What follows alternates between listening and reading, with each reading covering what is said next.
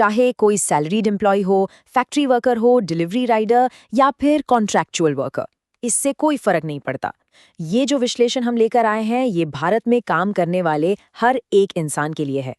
सरकार ने हाल ही में लेबर लॉज यानी कि श्रम कानूनों में कुछ बहुत ही बड़े बदलाव किए हैं और ये बदलाव ऐसे हैं जो सीधे सीधे हर किसी की सैलरी, काम के घंटे और उनकी सेफ्टी पर असर डालेंगे।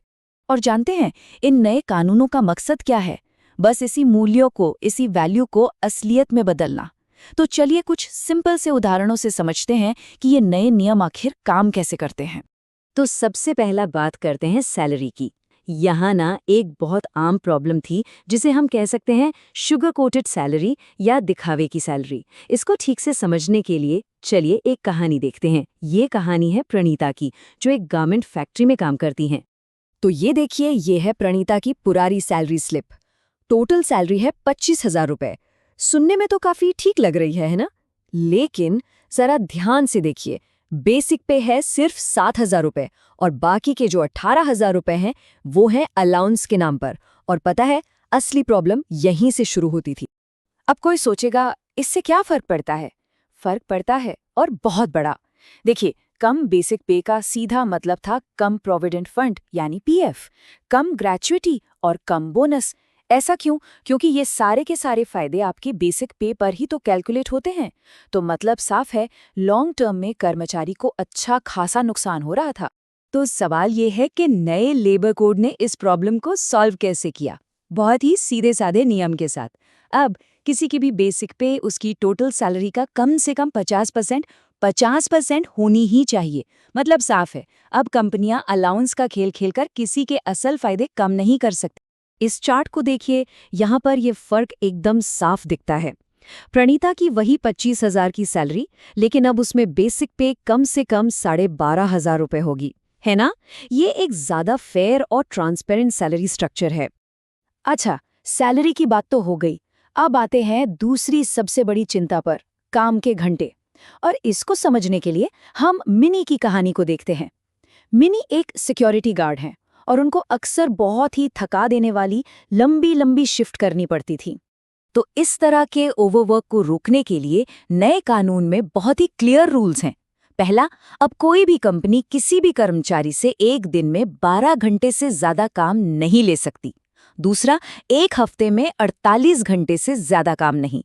और हाँ, अगर ओवरटाइम करवाया भी तो उसका डबल पेमेंट देना ही पड़ेगा, इसमें कोई दो राय नहीं।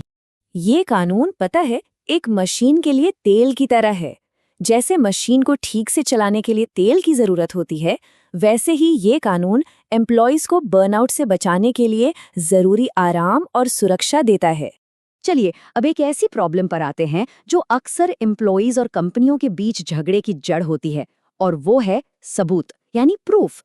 इसको हम डिलीवरी राइडर संजय की कहानी से समझते हैं। पहले होता क्या था, सिचुएशन कुछ ऐसी होती थी। कंपनी कहती कि संजय ने पूरे घंटे काम नहीं किया, और संजय कहते हैं कि नहीं, मैंने तो किया है। लेकिन संजय के पास अपनी बात को साबित करने के लिए कोई पक्का सबूत ही नहीं होता था। ये बस उसने कहा मैंने कहा वाली बात बनकर रह जाती थी। तो नए कानून ने इसका सॉल्यूशन क्या निकाला? बहुत ही स्मार्ट सॉल्यूशन। अब अटेंडेंस हो, सैलरी हो या फिर ओवरटाइम, इन सभी का रिकॉर्ड डिजिटली रखना मैंडेटरी यानी कि अनिवार्य कर दिया गया है। तो अब संजय को क्या करना है? बस अपना फोन खोलकर दिखाना है कि देखो, मैंने इस टाइम पर लॉगिन किया था। बात खत्म। कोई बहस नहीं, कोई झगड़ा नहीं। और एक बात, ये कानून सिर्फ ट्रेडिशनल जॉब्स तक ही सीमित नहीं है। ये आज की जो बदलती हुई इकोनॉमी है ना, उसके दो सबसे जरूरी ग्रुप्स को भी प्रोटेक्शन देते हैं। एक है गिग वर्कर्स और दूसरी है रात में काम करने वाली महिलाएं।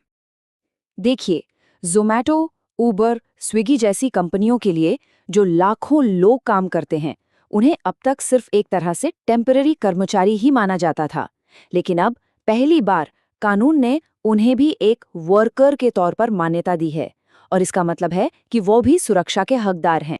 तो अब सवाल उठता है कि उन्हें सुरक्षा क्या-क्या मिलेगी? उन्हें मिलेगा एक्सीडेंट इंश्योरेंस, एक सोशल सिक्योरिटी फंड तक एक्सेस और मिनिमम कमाई के लिए गाइडलाइंस। ये सारी चीजें इस तेजी से बढ़ते हुए सेक्टर को वो जरूरी स्टेबिलिटी और सिक्योरिटी देंगी जिसकी उन्हें सच में जरूरत है। अब आते हैं महिला कर्मचारियों की सेफ्टी पर। खासकर वो महिलाएं जो नाइट शिफ्ट में काम करती हैं। उनकी सेफ्टी को लेकर हमेशा से ही चिंताएं बनी रहती थीं।